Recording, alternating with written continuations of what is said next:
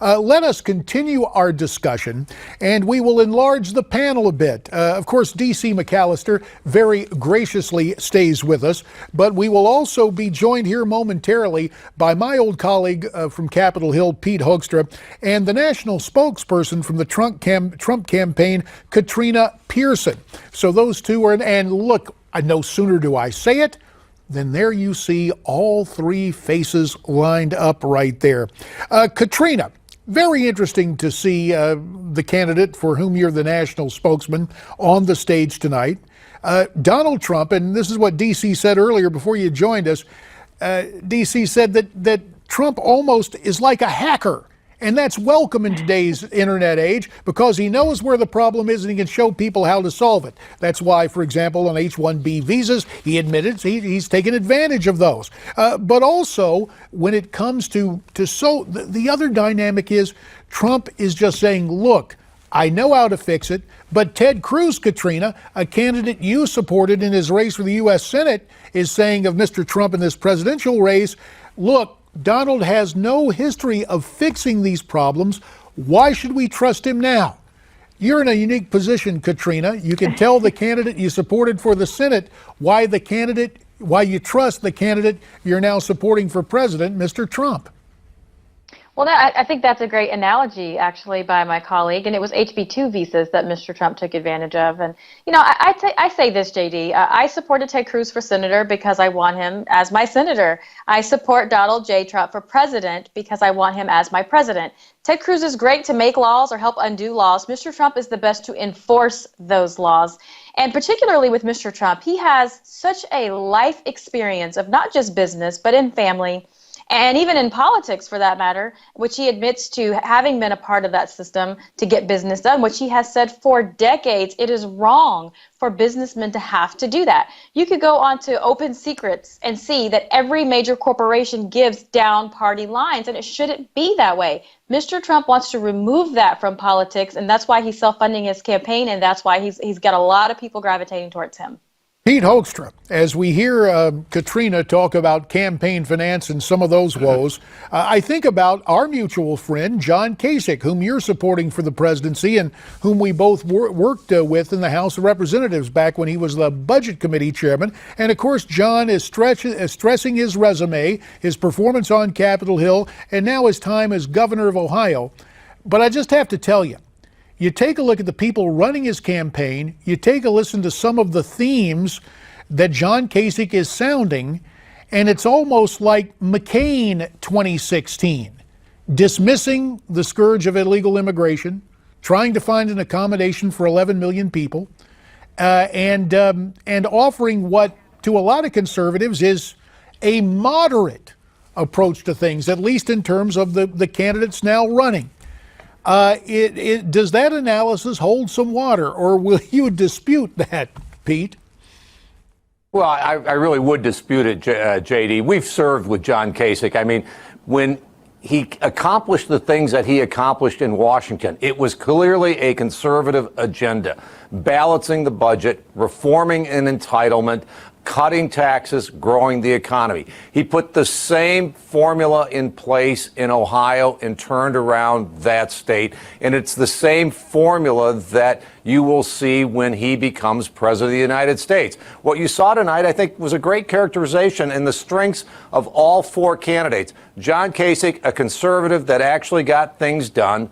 Two very well-spoken senators with a very short list of accomplishments, and Donald Trump, who's been a very, very successful business guy, where everything comes down to a negotiation based on some principles, but it's a negotiation and working towards a deal. All four of these candidates have certain strengths. John is the only one that has applied conservative principles and gotten things done at the federal and the state level, and we both know he is not a moderate. Well, I just want to say that analysis was really great, and I agree with you on many of those points. But I will say this: it's not the 80s or the 90s anymore. The things that we're facing today are much different and are going to require a different type of leader, someone like a Donald Trump, who can bring in new people to the party, who can bring over Reagan Democrats and make those challenges in the Electoral College difficult for Democrats, which none of the other candidates can do. Mr. Trump won Michigan. John Kasich came in third. So I think we're seeing now we need somebody that not only can grow the party and can win, but can actually get excitement out there and just bring back that type of... Let's let DC in on this now. Thanks very much, Katrina. DC, you've been waiting patiently. We're interested in your analysis of just this overall view of the four candidates. Well, I definitely agree that Donald Trump is bringing in new people to the party. As far as we can tell, we don't know how many are actually going to turn tail on him and actually vote for Hillary Clinton when the time comes. But Ted Cruz can also appeal to people across different demographics, so I wouldn't count him out on that point. And also, he has a record when it comes to fighting for the battles as far as limited government, and that's not something I'm hearing a lot from when it comes from Kasich or when it comes from Trump. I'm not hearing limiting government and putting power back in the states, and we definitely hear that from Ted Cruz, and we're just not hearing that from anyone else. And that's really what we need, because what's doing the most damage to our country is the growth and the scope and the corruption of the administrative state. And that needs to be cut down. And he's the voice and the only one who's actually done that and fought that battle in the Senate. And he needs to have more power in the presidency to actually make that happen. Well, so he's really the one standing for what we need in this country. Go ahead, Pete. Actually, when you take a look at what Governor Kasich is talking about, he is talking about bringing things back to the states. He's talking about devolving Washington of education policy, moving it back to the states. Same thing with welfare as we did in the 90s, but that's a state issue. Same thing with transportation dollars. Don't take the federal gas tax and move it to Washington and then send a portion of it back to the states. John is advocating for leaving tax collections, the gas tax in the state, never sending it to Washington. That's what John's talking about. He's taking money for education. Move power back to the people in the states at the local level. And the reason why taking money one at a time, ladies. Let me turn to DC first. Go ahead, DC. I was just going to say he's taking money for education from the federal government and keeping Common Core in place. And so even though that's been started by the states, it's generated by federal funding, and he's accepting that. So that's an example that he's not, that Ted Cruz is. I think Ted Cruz is actually more consistent in what he's proposing as far as putting power back in the states, more so than John Kasich. But I also think it's easy for someone like Senator Cruz to criticize the likes of Trump or even a Kasich who have executive experience and have to make those tough decisions, and to be on the outside not having to make those decisions and criticize everyone else for doing so. For example, we talk about the bailouts, and Mr. Trump, by the way, has also talked about decreasing government and getting out of funding for education. When we talk about the bailouts, no one ever wants to talk about the stimulus plan. It was Senator Cruz that wrote the legal brief praising that package because Texas got a nice chunk out of it. He was a lawyer at the time, but none of that's even out there, but then yet goes and criticizes everyone else who actually even participated or just had an opinion on it when Senator Cruz wrote the legal brief praising it. So we can always have this discussion when someone's never been in a position, who doesn't have experience, to criticize others that do. But one thing that we do know is that Donald Trump has leadership. And let me turn to another topic which is sure to elicit passionate response. Pete Hoekstra, I'll go to you as the former chairman of the Intelligence Committee. The question came up tonight about U.S.-Israeli relations. What should be our position vis-a-vis Israel and the Palestinians?